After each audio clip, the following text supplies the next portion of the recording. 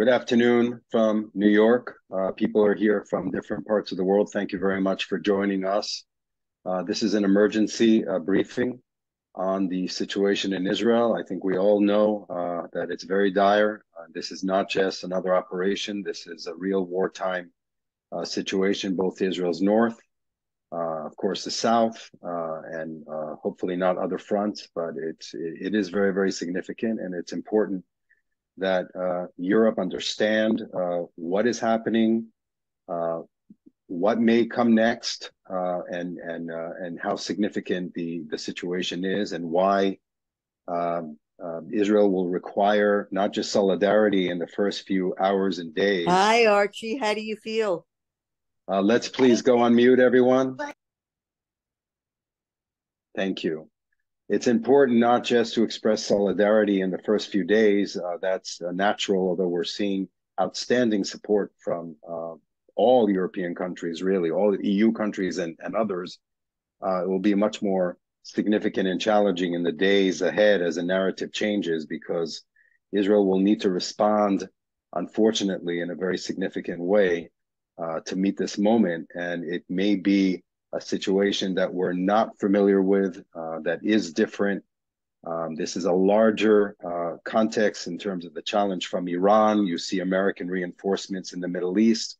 It's also connected to the possible Abraham Accord additions with Saudi Arabia and other peace efforts in the Middle East. So this is a big challenge, and it's important for everyone to be involved and engaged and updated on as much as we can about the situation in Israel. So without further ado, we have a lot to cover today. I want to introduce you to Yossi Abarvanel, who is right now in southern Israel. Yossi, you will introduce our speaker, and then we'll go on to Daniel. Please, Yossi. Thank you, David. Hi, everyone. Thank you for joining this special emergency briefing from the ground in Israel. In a few minutes, we will have two security briefings, one by the spokesperson of the IDF and one by the spokesperson of the Israeli police. Please, during the briefing, write your questions in the chat. And after the briefings of the two spokespersons, we will have a session of Q&A. Okay, we will try to give as much questions as we can. Okay. And after those briefings, we will have also a short briefing by a member of the Knesset that is also with us today, Matan Kahana, former minister and former colonel of the IDF, at the end of the briefing. So now I give the floor to a Major Liad Diamond, head of the public diplomacy unit of the spokesperson unit of the IDF. Liad, the floor is yours. You're in Sderot, and the floor is yours. Thank you, Yossi, and shalom, everybody. I'm speaking to you now from the city of Sderot. I'm going to show you what is left of what was the police station in Sderot itself. One of the biggest battles occurred here, where numerous and over a dozen of terrorists from the Hamas that have infiltrated into Israel have taken over the police station, but not just the police station, but actually caused mayhem and carnage in the city itself, and also in the different communities that are across the border and near the border of Gaza. We're on the third day of the war here in Israel, and I'll give you just a sit rep of what is going on right now. So at the moment, we still have several active scenes or active shooter scenes at different communities on the border. We had several incidents up in the north on the border with Lebanon. We've seen at least 3 infiltrations on that border as well. Currently, IAF, the Israel Air Force, is conducting several strikes against Hamas. This is the third day of the war. We've struck more than 1,000 targets, military targets, within Gaza. We are very well aware of the different reports that are coming from other locations, from the border side, and also regarding our hostages that were kidnapped into Gaza by the Hamas. And we're currently collecting more intelligence and information regarding them. This is what is left of the police station of Sderot. As I said earlier, this is one of the major battle sites inside the city. And let me tell you, this is unbelievable. This footage itself, to see what is left of the police station.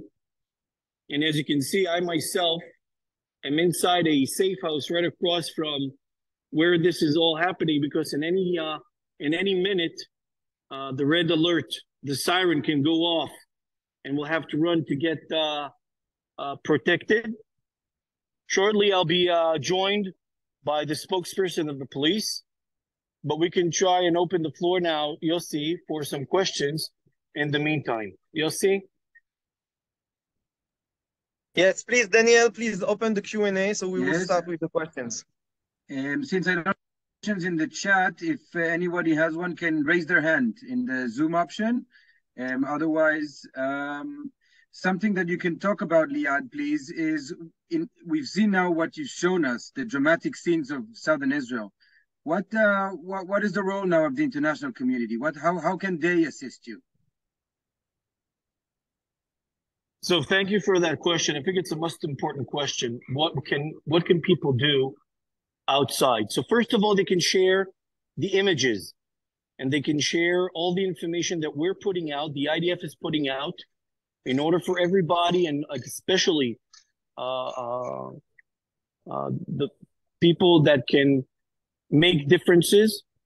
One of the other things that we've seen is the way the reports at different outlets are coming out. It's very important to share the actual scenic events as they unfolded and they happened.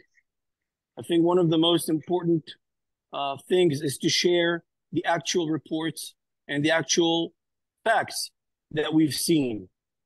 One of the most horrific things, that we're dealing with right now is all the abductees, the hostages.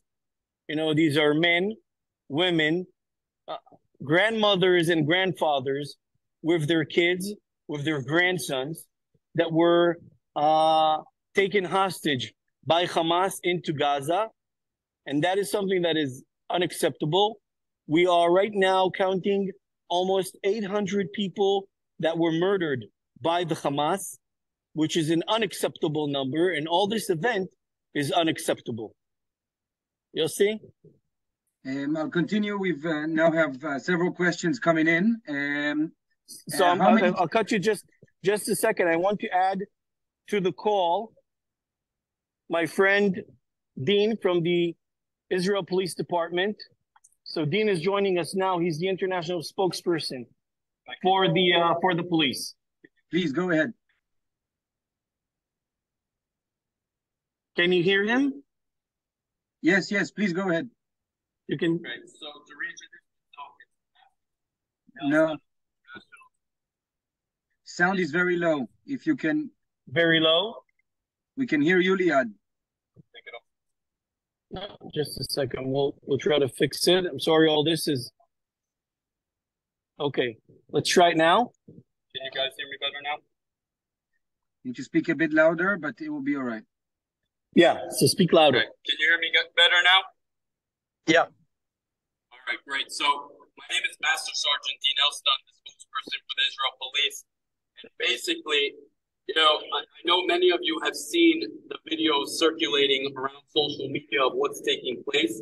But I want to tell you that this is an unprecedented infiltration of our country. And we're doing everything possible. Our forces together, the border police, the Israel police, the IDF, we're all under one goal. You can see behind me right now, the rockets are still being fired at us. That's Iron Dome. Iron Dome. Look at another one over there. Iron Dome. As we're speaking with you right now, let me just show you what is going on here on ground. I want to quickly switch. You see right now, we're under a missile attack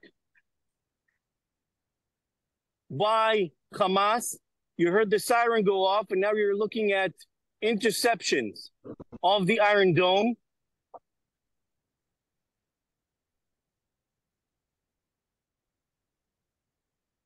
So just as I've said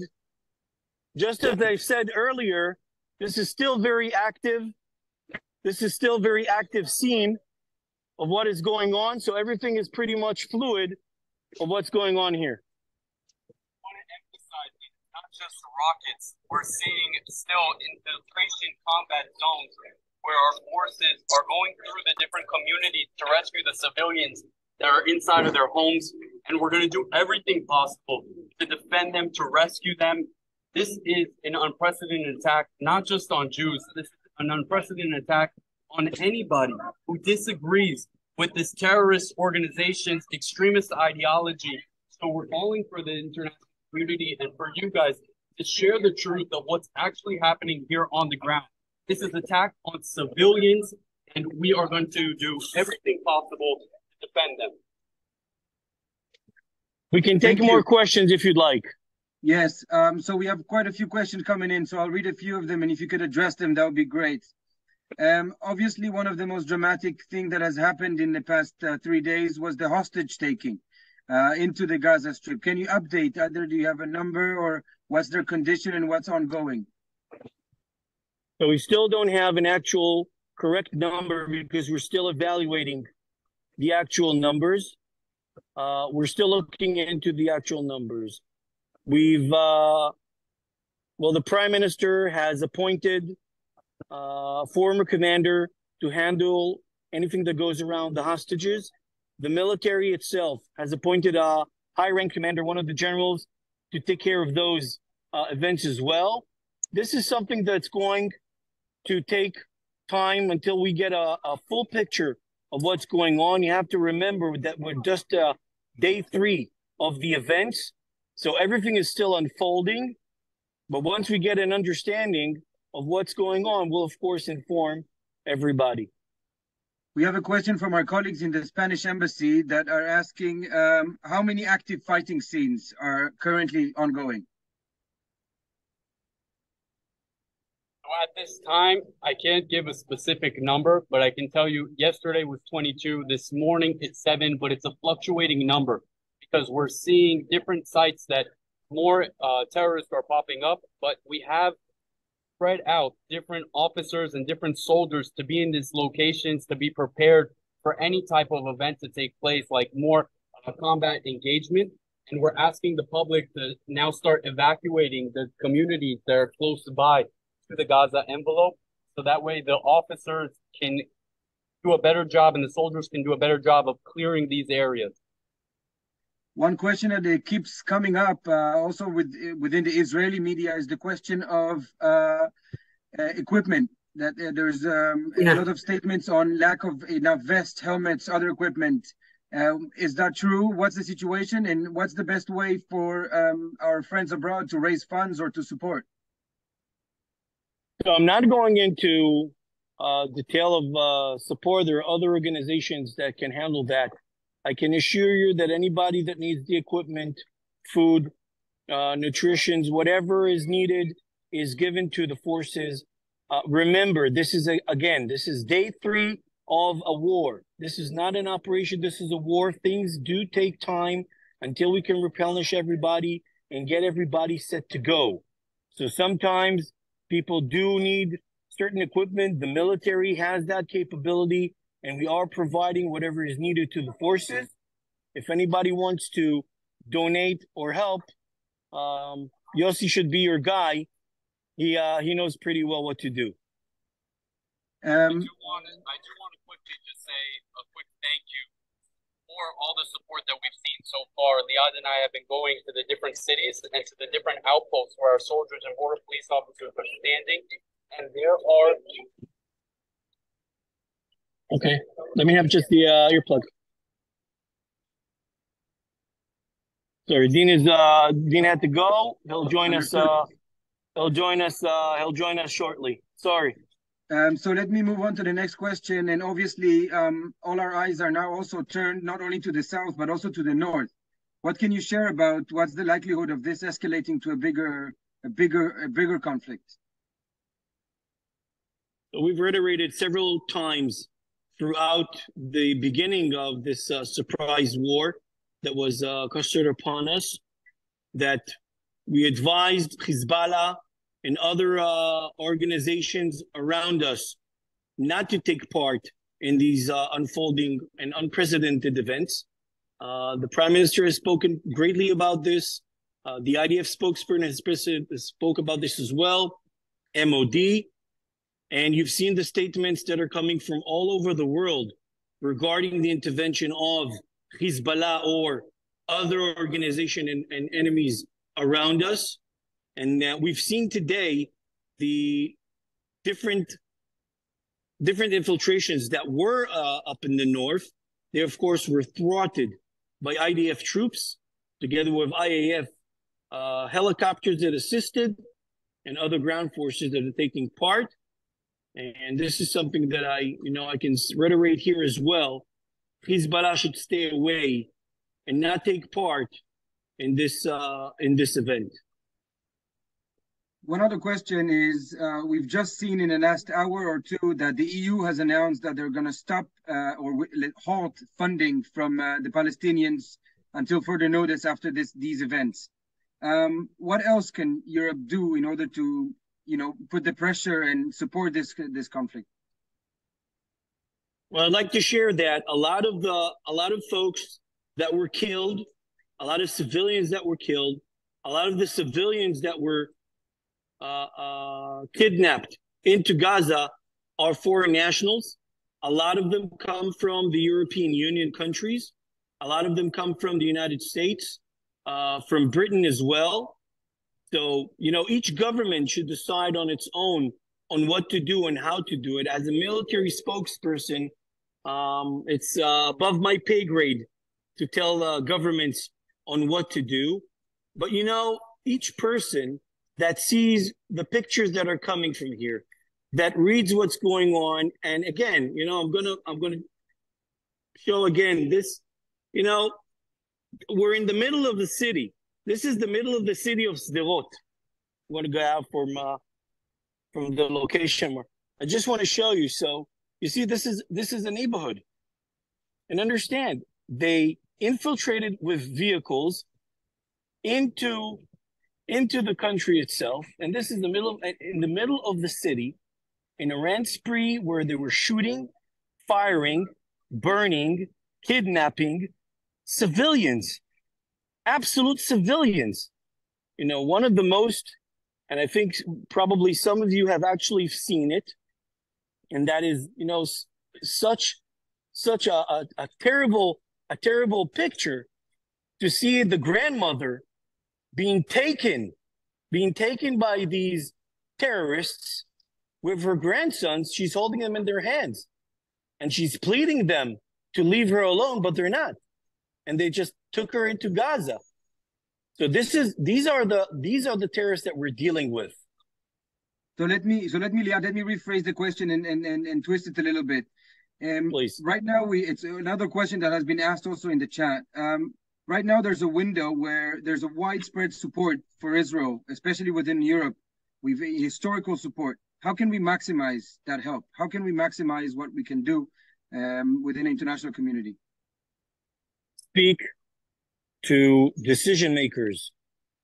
Speak to different outlets. If it's media outlets, if it's other groups and organizations that can reiterate what we're saying and what we're doing in order for people to understand that this is an unprecedented event. This is a war that Hamas has decided to take.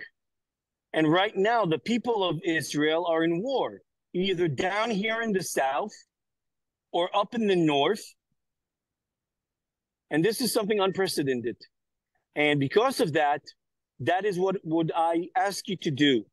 You take a stand, take action to different outlets, and just pour the information, the actual events, the actual truth, the actual facts of what really is going on here on the ground.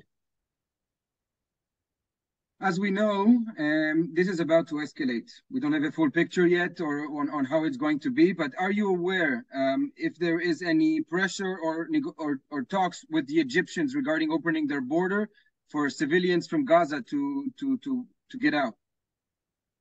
So I have no knowledge regarding what the Egyptians are doing or not doing. All options are on the table. This is just the beginning. This is just the beginning. An event as big as this, which is one of the most traumatic events that occurred in Israel. My colleagues have called it the Israeli 9/11. Because this is an unprecedented event, so all options are on the table. And, you know, this is something that Hamas had to take under understanding. If they commenced this kind of war, this kind of scale, they probably knew what going to be the repercussions. And there will be repercussions out of this event. Absolutely. No other country in the world would have let this kind of event occur on its turf, on its soil, without any repercussions, especially when we have Israeli hostages that were taken by force, innocent civilians dragged out of their beds into Gaza by these terrorists. We've alluded to it a little bit, but we have Tom O'Connor here from Newsweek that sent a question about how worried is Israel and the IDF about whether Iranian allies, not necessarily only Hezbollah, but also, let's say, the Houthis in the Dead Sea, in the Red Sea, I apologize, will actually turn it into a full-scale war or regional. So, first of all, I think everybody has seen what the President of the United States has spoken. I can share with you that together with our partners in CENTCOM, we've also reiterated from them and we've got their full support. And, just see what's going on around, see the amount of force. And also remember, everybody now is very vigilant here in Israel. The IDF is on high alert. We are at war. All of our defense systems are on. So again, as not just myself, other speakers have said as well, nobody should try us now. Regarding what's going to happen in the Gaza Strip, we have a question regarding the warning from the IDF before hitting a building. The situation is different because there's Israeli hostages there. Is there any new guidelines or new directives for the Israeli Air Force? So what's the new regulation? The IDF is currently at war. We are firing back towards all military structures and places where the Hamas terrorists are located. We have special teams that we've commenced regarding the hostages and the abductees. But as you've probably seen on the news, we've struck more than 1,000 military targets inside Gaza. And again, as I said earlier, all options are on the table. These are going to be very, very long hours, very long days until we get the job done. Is there any pressure that the Europeans or even the Western, like the general, can do in order to pressure Hamas to liberate hostages? So, as a spokesperson of the military, this is already this is a great question, but it should go to the MFA or MOD, the Ministry of Defense, Ministry of Foreign Affairs. They're the ones to decide which countries and what aid they can support. Right now, as IDF, we are fighting. We are at war. One of the biggest challenges that Israel faces, is the big amount of rockets that has been fired from Gaza. If there's a full-scale rocket firing also from the north, is Iron Dome capable enough? So Iron Dome is a great system. You've seen it just now as we were speaking and operational. So there aren't enough Iron Domes. We are using what we have. We are making sure that we have enough replenishment to have more of the missiles to counter-strike the rockets being fired from either the north or down in the south. And as you've seen just now, so the system works. It's a very, very good system. And we've deployed more Iron Domes at different locations to protect the skies and the people of Israel. Can you share a little bit more about the role of the police and the IDF and all of that happened in the 22 communities? How did it happen? Can you do a timeline of a little bit? Because from what we felt during Saturday, everything went so fast, but yet so much information flow. How did it happen? It's very important to stay clear from misinformation and fake news being spread about.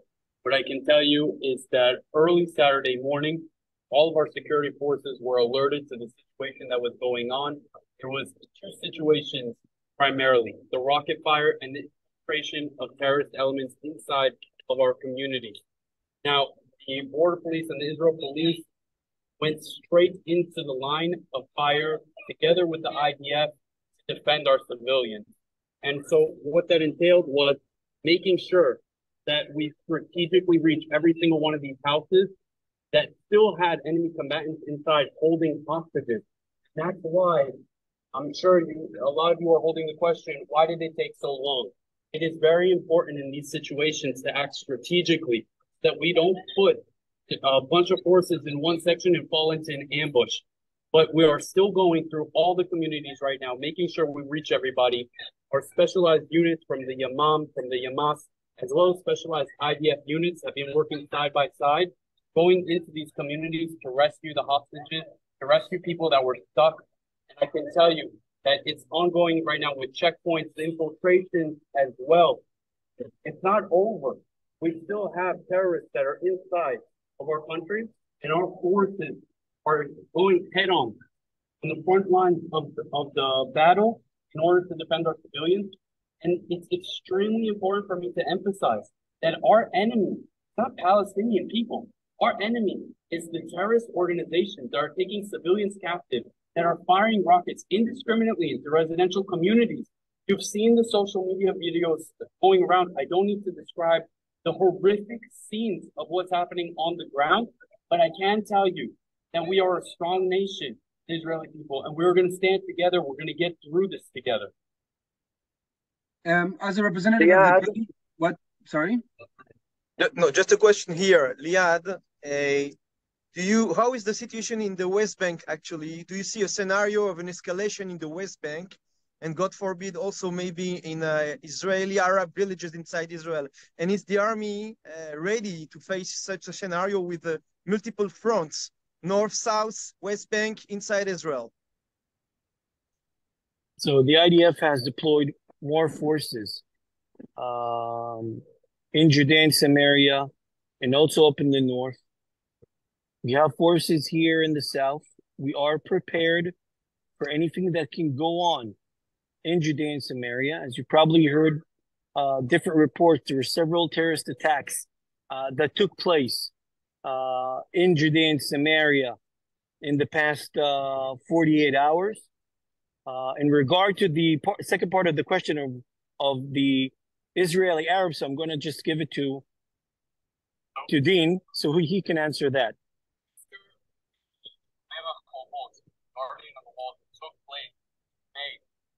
Please come closer so we can hear you better. In previous events that took place, such as May of 2021, where we saw uprising in different Israeli Arab communities, the border police did a lot of homework on how to respond in the future to these type of events. And I can tell you that we've recruited now over 10 battalions of the Israel Border Police, and we are now deployed throughout the country, and we're using all the means and tools at our disposal to find incidents that might flare up ahead of time, and also placing our units strategically so that we can respond in the event that any instigation coming from propaganda on social media or incitement tries to stir up issues. I know I've seen a lot of reports coming out of East Jerusalem that the police or border police aren't allowing Muslim worshipers into Temple Mount, and I can tell you it's completely false. We've put out videos showing the truth, what's actually happening. There has been there's just some forces behind me, some family members coming through. But I can quickly tell you that we are prepared. We've done our homework. We're going to do everything possible to defend the entire nation. So we have time for one more question, and unfortunately we have to sign off. Of course. So a question a bit more global. Obviously, our participants are more spread out around the world, and the main question is, obviously, we've seen the support of the United States. Can you tell us a little bit, where does Russia and China stand in the support with this historic conflict? So again, as I redirected before, this is way above my paycheck and my role as IDF spokesperson. So that is a wonderful question to ask someone from MFA or other governmental. So let me take the opportunity of asking you another one. What's the situation currently on the fence? We've heard in the past hours, every time there was another update, are there still holes in the fence with Gaza, or are there not? There are still, all the areas where Hamas has managed to bring in the terrorists, so we're holding those areas with firepower and soldiers that are overlooking that. But yet there are still, at different locations, very small numbers now of terrorists inside the communities and on the fence itself. To our understanding, in the next coming hours, we'll have the full control of all of those that are going on. And at the end, again, as I've opened with it, all options are on the table. Thank you, Liad. Thank you very much for your support. I really appreciate it. And whenever we get a chance again, I'll be very grateful to speak to you again. Thank you. I'm signing off. We will now have MK Matan Kahana that will join us. I'm just wondering if he is on with us.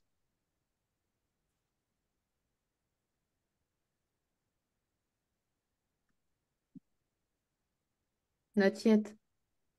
Not yet. Not yet. All right. So we'll wait a second until he connects, and then we'll introduce him. Yeah, maybe Yossi can give us an update from where he is for a moment. Yossi, you're down in Sderot right now. Give us a few words about what's happening to you there and what you're doing. Okay, so I don't know if you can hear me. Can you hear me? Yes. Okay. Yes. So before MK Kahana will arrive, I will just tell you what we did today and what we saw in the southern part of the country. So we led a small mission to the border with Gaza this morning, to the areas cross-boarding in Gaza, and also to the city of Sderot. I can tell you that what we saw on the road and inside the city was really terrible.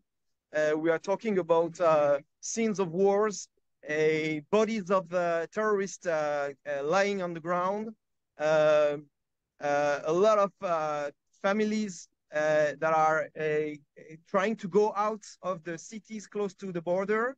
It was not possible all the time. They had to wait to have an escort to go out of the cities.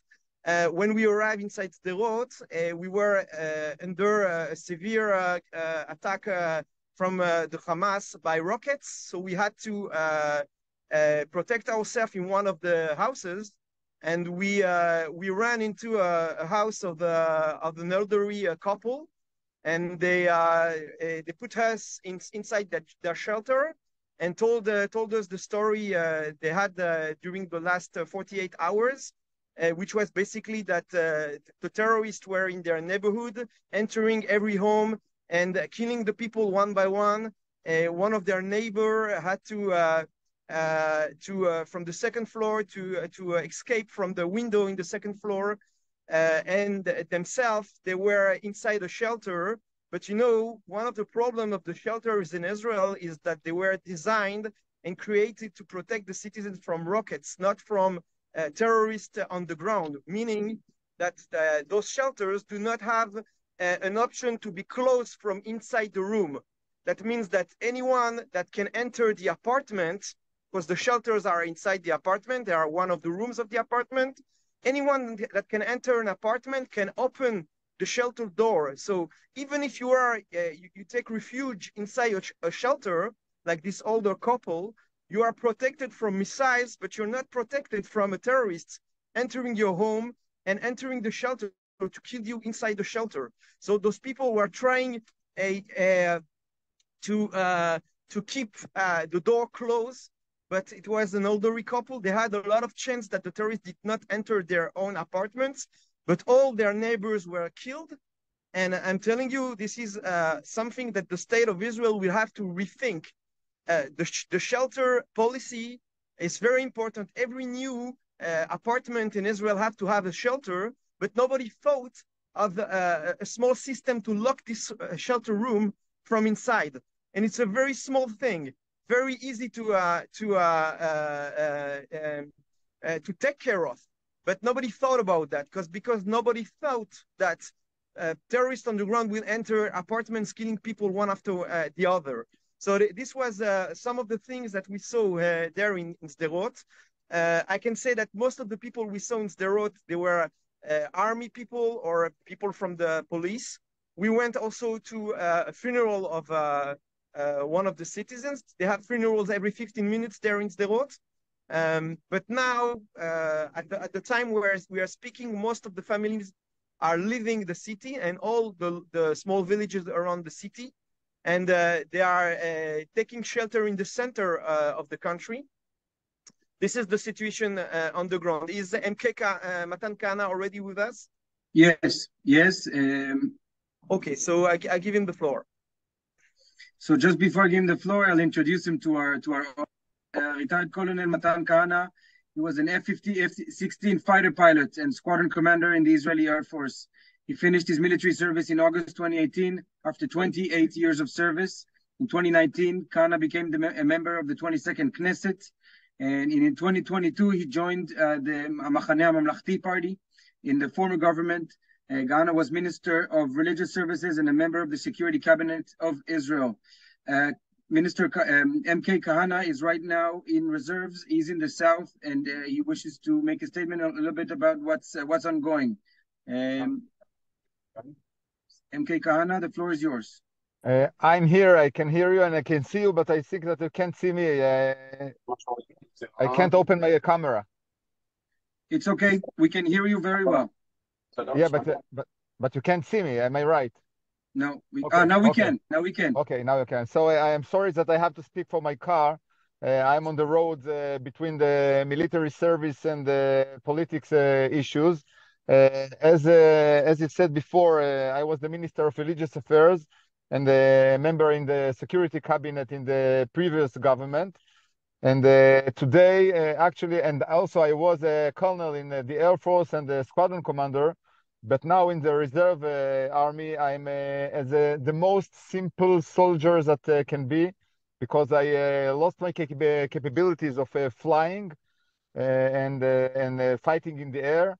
And when this war began, I understood that I must find a place to give for myself.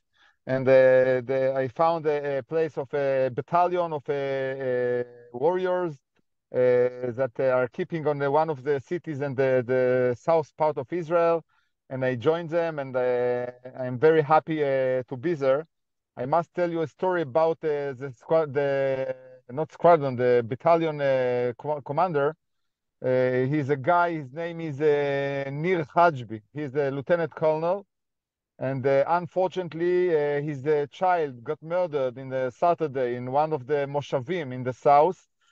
And he was out of Israel, and he came from the place he was, and he understood that he will not be able to bury his son, so he came to the battalion to be the commander. And he said, I met him there, and I couldn't believe that I'm seeing him there.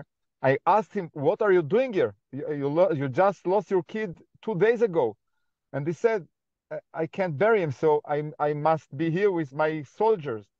And this is the commanders of the Israeli army, and this is the spirit of the Israeli army.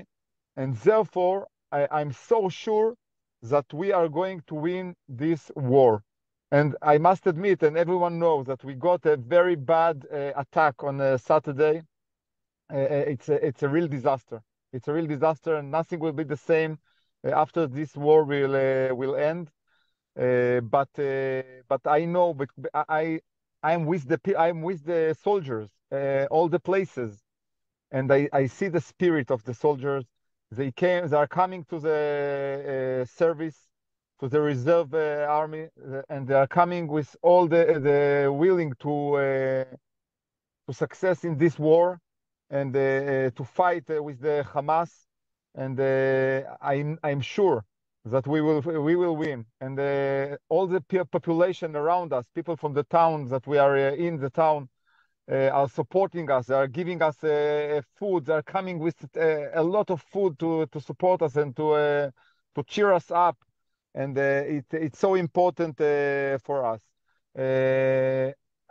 All the soldiers and all the people in Israel understand that what we need now is a unity government. Only unity government will be able to do the right things to end this war and to win this war, because this war is going to be hard. This war is going to be different from other wars that we had before in the last years, and only unity government will be able to do so. That's what I believe. I think that most of the people believe. I hear the soldiers that I'm with them today when I in the service, and they are all telling me, they are trying to speak politics with me, and I'm not speaking politics while I'm wearing my uniform, but I'm telling them, they are telling me, we need unity government, and I hope that we will have one very soon. I want to tell you that once again, this situation shows us that we are one people. We are one people, and I know that now you, where you are, suffering from riots, or I'm not sure that it's riots, but disturbing you, and the anti-Semitism, and it shows that we are one people, and everything is what's happening in Israel is affecting you, and everything that's happening to you affecting on us, and we are one people, and therefore I wish that you will be able to help us, able to be, you are our ambassadors. I know that especially you that are listening to me now, you have a very big influence where you are in your cities, in your countries. You have high rank people that are in contact with you, your friends, and I ask you to be our ambassadors, to show the point of view of the Israelis, the Jewish people, and Matan, I have a that could question, be very. if I may. Yes. Many of our participants here are members of parliament and influential people in Europe and in the Western world. What can they do to help us here? What can they do to help Israel? So I understand that in some people, some countries, and some cities, and some media channels, they're using the point of view of the Palestinians, and they started this war. I totally believe that if the Israelis will put down their weapons, the next day they will be swimming in the sea. And in the next days that the Palestinians will put down their weapons, there will be peace. Israel is seeking for peace from the day of it's established. And we want this peace, but the Palestinians are cruel. I I don't. I try not to watch the films that are on the media now, because I must have my head clean to do my job, to do my missions. But I understand that it is terrible videos, and it shows the cruelty of our enemies.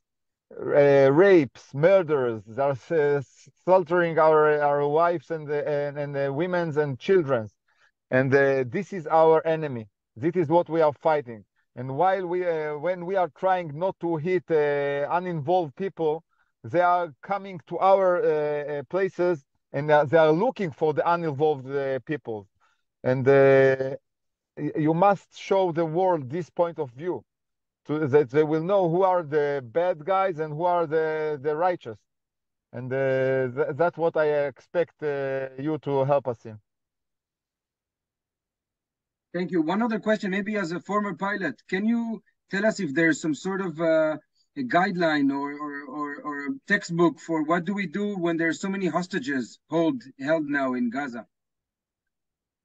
Well, I don't think that we have any textbook because unfortunately, the first time that we have this situation, I believe that we have to fight very hard.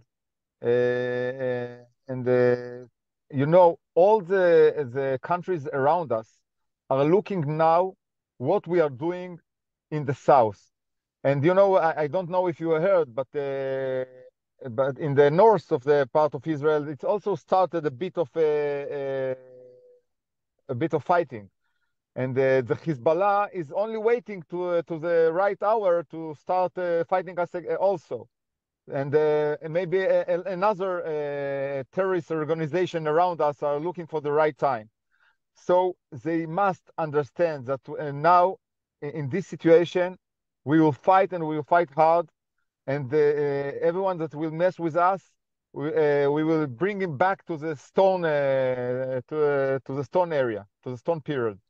Okay, and it's so important. And I'm happy to say that all my friends from the Air Force came back to the squadrons. My friends that was demonstrating and stopped their volunteering to the reserve army are in the squadrons, and they are fighting, and they are fighting to fight. They are running to the airplanes to do everything they can to keep Israel. And in all the reserve army, there is more than 100% of the soldiers that came to service. And this also again, it shows that in a time of trouble, we know to unite again, to be one part again. As we saw on Saturday, there were more Jews killed in one day than since the Holocaust. And we talk now about surviving this and winning. But for you, as a member of Knesset, what does winning look like? What's the end goal? The end goal means that the Hamas does not exist anymore. At least that we took from the Hamas all his military capabilities. And I believe that we must work the Hamas regime, and that they will suffer such a big, I don't know how to call it, but a big loss that everyone around us will think twice or 100 times before he try to do something bad to Israel. And of course we will have to bring back all our hostages. Yeah. And just before all of this started, there was a wind of optimism in the Middle East, of normalization and the Abraham Accords and regional peace. What now? I think that as Israel will be strong, it will be a greater chance that it will happen. Because if Israel is weak, no one will want to do peace with us. No one will want to be in contact with us. So the first thing that we must make sure that Israel is the strongest country in all the area, and this will bring more and more peace agreements with our neighbors. And I believe that after this war will end, in our victory, all our neighbors will understand that we are the strongest country in the area, and it will lead to another peace agreements, I hope. I asked this question to the former participants from the IDF spokesperson unit, but I would love to have your take on it as well. What's your opinion on the escalation in the northern border? Is this something likely? Actually, we thought that it might happen immediately after the Hamas attack in Saturday. And I must use this opportunity to thank United States for sending here the float and show their friendship and ally between Israel and United States, and it's so important for us. And but I believe that when the Hezbollah will understand what we are doing in Gaza, what the punishment that we are giving Gaza, they will understand. They will think twice before they are doing some escalation in the north, our northern border. And I hope that we will manage to leave it in a low fire. We saw the other IDF spokesperson unit talked about 300,000 reserve soldiers called. Is this, how big is it compared to past conflicts? So I don't know the numbers, and I must admit that I'm from the Air Force, and in the Air Force, it's the reserve force is working a bit different from the Green Army. It's the first time I'm doing reserve service in the Green Army. But if that's what the IDF spokesman said, I will take his word as true. And I can feel that in the battalions that I am in, that it's true, because everyone in Israel now is looking a way to be a part of this war against our enemies. Everyone. I saw I am 51. I am for many years I don't have to be in service anymore, in the reserve service anymore. But I see people older than me looking for place to be able to help the IDF, and it's warming the heart to see this phenomenon. So I will have to finish this conversation. And again, thank you very much for your time. I'm asking you to be our ambassadors and show the world the Israeli point of view. Thank you very much for your time. Thank you very much. Thank you. Goodbye, Michelle. I will now give the floor to David, please. 1 second. Still muted. To discuss a little bit about how European support that we have gotten and what ELNET has been doing in the past few days.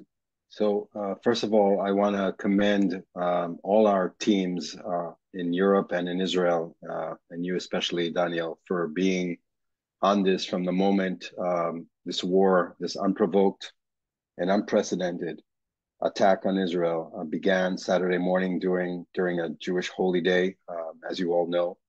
But our teams have been working nonstop. Roughly, I'd say 40% of ELNET was in Israel. Our German director was in Israel and Tel Aviv under rocket fire. Our French director was in Israel as well. So we're all part of this with you. And I think it's important for everyone to understand, including ourselves, including in Israel and overseas, that this is something new. We've unfortunately gotten used to many rounds like this in recent years, but this is something completely different.